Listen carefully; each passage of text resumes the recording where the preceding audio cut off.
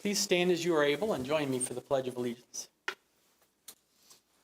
I pledge allegiance To the flag of the United States of America and to the republic for which it stands, one nation, under God, indivisible, with liberty and justice for all.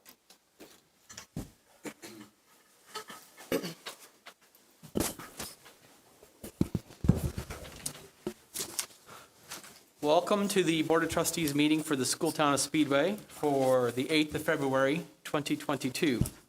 We are working from a 9-item agenda, and the first item on our agenda is to approve the minutes of our last meeting on the 11th of January, 2022.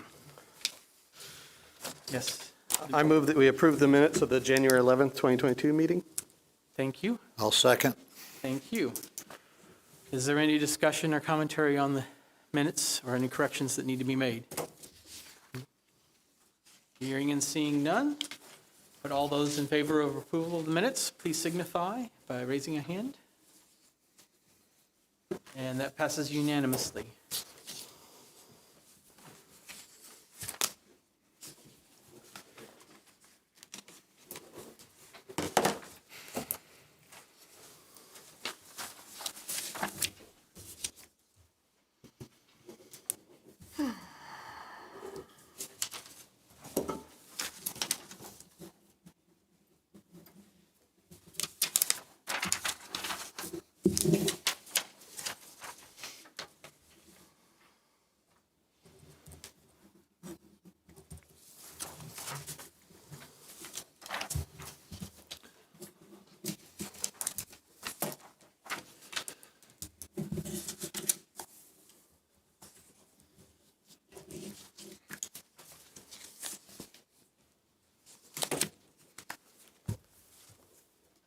Minutes are signed. Thank you very much.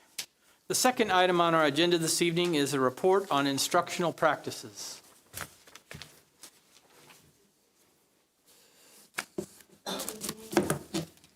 We have a couple of initiatives we just wanted to highlight tonight and share about. And the first of those is an initiative we're working on to strengthen our instruction for English learner students. Our population of students whose primary language is something other than English continues to grow each school year here in Speedway. We know that our English learner, or as we call them EL students, bring so many gifts and perspectives that provide positive contributions to our school community. But our EL students also bring some challenges as they're working on not only learning the curriculum, but also learning to read and speak and write in English. So it's difficult for teachers to feel equipped to support students with those needs. Additionally, in 2020, the Indiana Department of Education announced an initiative that strongly encouraged Indiana school districts to increase the amount of staff licensed to teach English learners. We've been exploring possibilities to increase our amount of EL licensed staff, given the parameters, of course, of funding. So our hope is to ultimately have several of our general education teachers licensed in teaching English learner students, with the goal of complying with that initiative from the IDOE, but more importantly, increasing our expertise in being able to service our English learner students in our classroom and helping our teachers feel more confident in doing that. So initially, we used grant funding to send 3 Speedway teachers through a cohort with Indiana State University to test out that program, pilot it, and determine if it brought us any value as educators. Those teachers are finishing up this semester, and they will be licensed English learner teachers in May. Their feedback has been positive, and their feedback supports that we provide this opportunity to other people. We have therefore secured enough grant funding through another grant to send up to 16 teachers in our district through this coursework required to get an EL license. And that will continue to be with Indiana State University. We explained as we were seeking teachers that we wanted staff members who wanted to build their knowledge and strategies and best practices to help EL kids in their classrooms. We want teachers to join who are open to sharing ideas with colleagues, who are fully committed to completing all coursework and who feel inclined to stay here in Speedway. We want to build capacity with people who are planning to be here. So I wondered if we'd have enough teachers interested to move forward with this. And in true Speedway fashion, was pleasantly surprised Before the deadline, we filled all 16 slots, and we have a handful of people in the waiting list. So super excited about it. We filled them quickly, and like I said, a week before the deadline. So we know we're going to need to continue to work together to find more solutions in supporting our students with English learner needs, but this is one piece of that puzzle.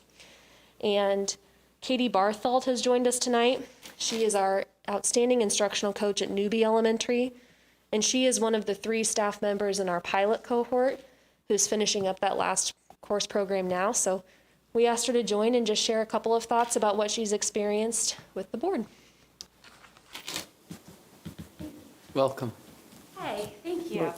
As she said, I'm Katie Bartheld. I'm the instructional coach at Newby, and I have spent the last year going through this program with a kindergarten teacher, Angie Smith, who is also at Newby, and then a 3rd grade teacher, Jessie Foy, who is at Allison Elementary. And we have spent the last year taking 4 classes.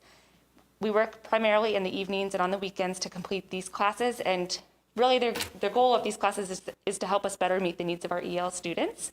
So some of the things that we've been doing in these classes, we look at different lesson plans and we try to make them more ESL. We worked on a community engagement project in a class in our first semester. We also engage in tutoring with a student. And so each of us had to pick a student that we tutored outside of school that was an English language learner from our district. And that was really insightful, just to get one-on-one time with a student you wouldn't normally have that time with. A big thing was we also had to learn another language. And so I took on Portuguese because they really wanted us to immerse ourselves in what it's like to be a language learner so that we could better understand what our students need. And a big thing right now in our current class, which is just an outstanding class, is really understanding the different cultural perspectives and how to bring that into our classrooms, just so that we understand what our students feel each day and the different things that they might be experiencing that we might not know about. I think about when I first started here in Speedway 4 years ago. Newby, the year before that, had 8 students that were learning, that were ESL students. We now have over 60. And I am not an English language licensed person. And so for me, as our numbers started to grow, teachers would always seek me out and need support. And there were several times where I'd just have to, let me get back to you. And I'd have to start seeking out opportunities to learn and grow because it was just something that was new to me as well. So I now feel, because of this opportunity, that I am more equipped to support those teachers. But I also now have other people that I can send them to, or other people that they can seek out. And so I hear people talking at lunch just, this, something I learned in this class. And I've now built strong relationships with both of those teachers just because of this class and because of the different things that we've had to do together. And so it's really been an amazing opportunity that I'm grateful for your support for, and for Ms. McIntosh putting it together and really heading it up. And so I'm happy to answer any questions if you have any questions about it. I have a question. Maybe Andrew is better qualified. How many do we have in the school system roughly? And I know it changes from week to week, but I should have brought that number with me, Tom, but in some of our buildings, if we're counting students who have reached fluency, we're up to 50%, if not more. But I don't have our overall total number of English learners, and I don't want to misspeak, but it's significant. We're in the hundreds, Okay. definitely. wow.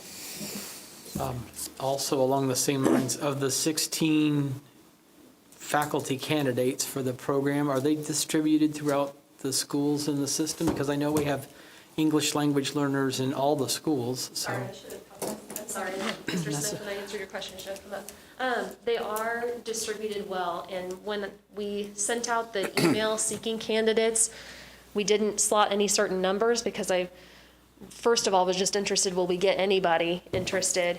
But it's distributed pretty well. So we have every building represented within those 16 slots. And some more than others, but Sure. we have every building represented. Thank you. It's exciting, yeah. Do you think there's an opportunity for future grants to fund like a 3rd cohort to do this? I'm hopeful. I would say it's probably not likely to get a future grant that would fund a number as big as 16, but more realistically, perhaps something like the 3 that we initially sent through. I think that would be something that's more sustainable for the future. The grant that we supported Katie's group through is a grant that we typically get every year when we use for a variety of things with English learners, whereas the grant that we're using for the 16 is not something that we expect every year. Okay, thank you. Before the DOE went through the recommendation, we only had 2 or 3 people in the entire district that Yes. had an EL license, Yes. correct? And then, Yeah. and we doubled that, more than doubled that with the 3 that's gone through. So we're well on our way with trying to do what we're supposed to be doing or what they're recommending. It's just going to take a while. Yeah, absolutely. But that speaks volume to say 16 people. I mean, that's Yeah. pretty amazing. I thought you'd say, Just well, like we got that. 5 more to Yeah. do that, and, Yeah, just like that. but And that they're speaks not- volumes to our faculty. Absolutely, because really what they're gaining from it is just they want to know how to better help their kids. That's what they're hoping to gain from it, which is wonderful. And I am excited for that big group to go together. What Katie described about the relationship that she's built with Angie and Jesse, her cohort, they've formed connections across buildings, and I think more of that will even happen with this bigger group of 16, and it'll be fun to watch. So, yeah. I was kind of hoping for a slot for myself, but they went. Our teachers are priority, so it's a good problem to have. Yeah. I understand. Okay. Any other questions for Katie? If not, I'll jump to the next Thanks to initiative both to of you. share. No, thank you.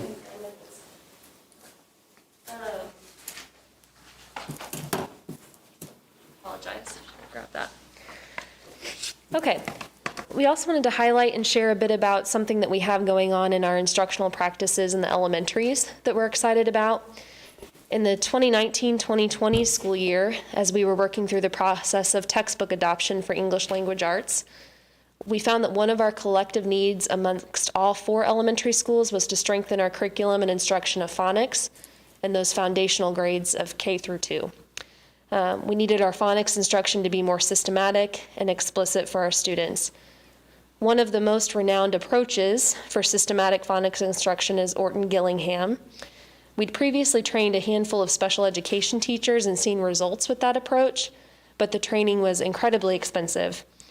So we were presented with the opportunity to partner with an outstanding and generous organization called the M.A. Rooney Foundation out of Indianapolis, and they gave us the opportunity to provide this very expensive training to our teachers at a small fraction of the cost.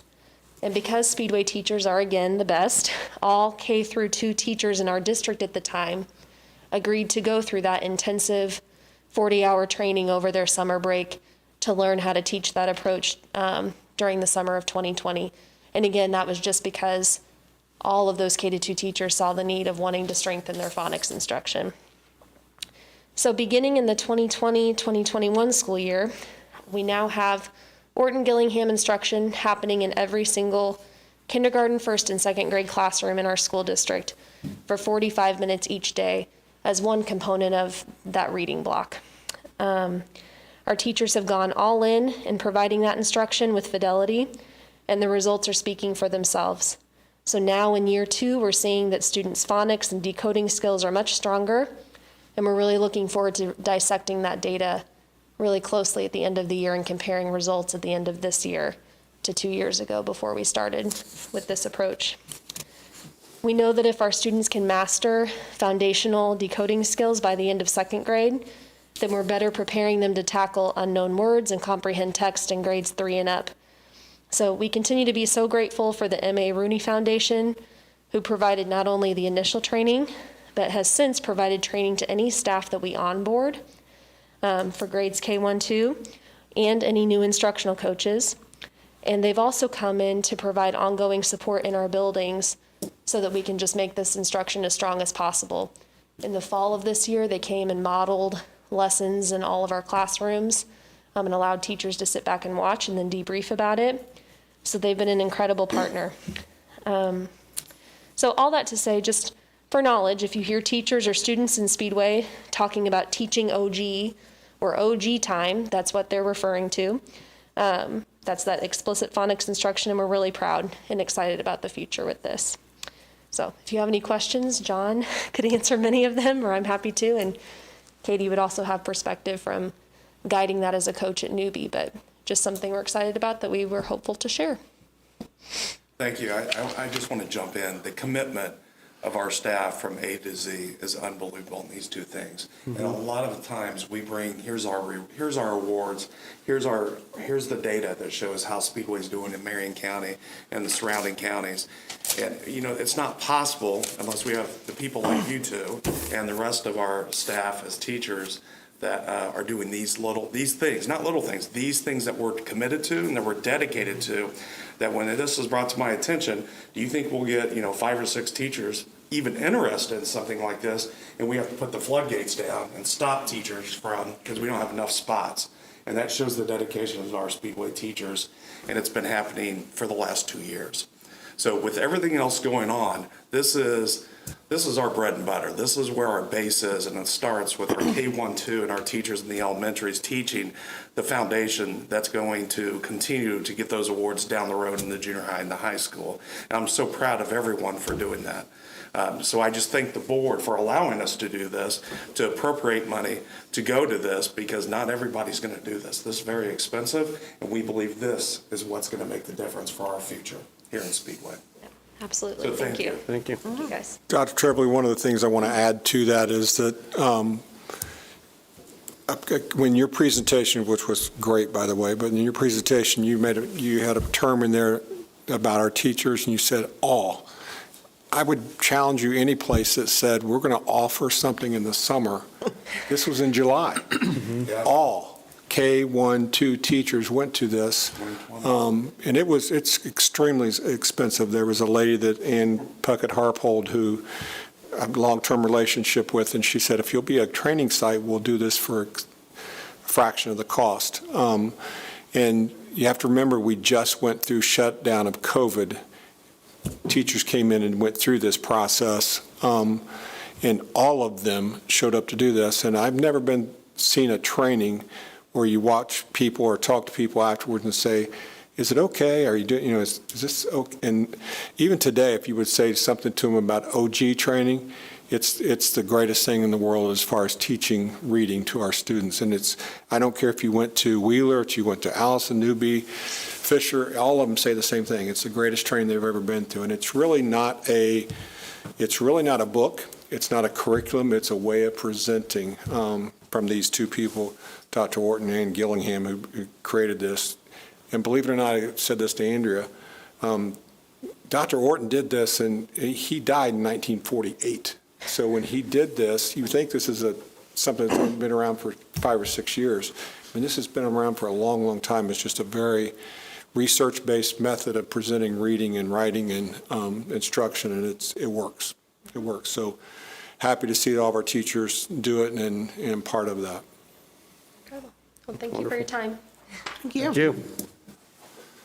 They can leave, right?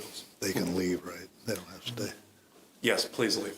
Thanks for your time, but you have things to do. So you're welcome to stay. It's not going to be a long meeting, but you are welcome to go spend time with your family. The next item on our agenda this evening is to approve a non-voting member of the Speedway Redevelopment Committee. Mr. President, the recommendation is to approve Eric Roseborough to be the non-voting member of the SRC. Eric will be replacing Dr. Terry Reed, who's been doing this for many years for us. Thank you, Dr. Reed. Thank you. Thank you, Dr. Reed. Is there a motion? I move that we approve Eric Roseborough as the non-voting member of the SRC. Thank you. I'll second it. Thank you very much. Is there any discussion? Okay, all those in favor, if you would please signify. And that passes unanimously.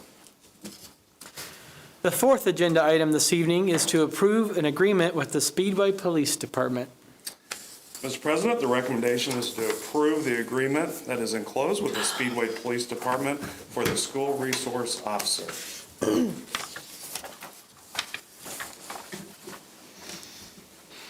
I move that we approve the agreement with the Speedway Police Department. Thank you. I'll second. Thank you. Is there motion or discussion on the motion? Is there commentary or motion, discussion on the motion? Hearing and seeing none, all those in favor, please signify. And that passes unanimously. The fifth agenda item this evening is to approve bids for the high school security project. There were 4 companies as of yesterday that completed, at the timeline, that completed the bid for the high school security project. The lowest and most responsive bid for the base and the alternate 1, 2, and 3 was from Able Company at $292,912. This project, again, will start around spring break with the completion at a hard date of July 15, 2022. Again, the objection of this project is to remodel for the safety of the front office of the high school so that visitors would enter through the front office before entering the building. Security doors, lighting, flooring, walls, cameras will be updated in this area. Once again, Speedway was approved for a $100,000 school safety grant that will be used with this project. So the recommendation is to approve Able Company for the high school security project so they can start the process of purchasing materials for this project as soon as possible. Thank you. I'll move that we approve Able Company to do the high school security project. Thank you. I'll second it. Thank you. Is there any discussion on this motion? Hearing and seeing none. If all those in favor would please signify. And that passes unanimously. The sixth item on our agenda this evening is to acknowledge the receipt of $383,542.06 in grants. The seventh agenda item this evening is the personnel report. Personnel report for the month of February has 6 items on it. The first item is a resignation of Emily Norris. Emily is a teacher at Newby Elementary, and she has submitted her resignation effective at the end of June.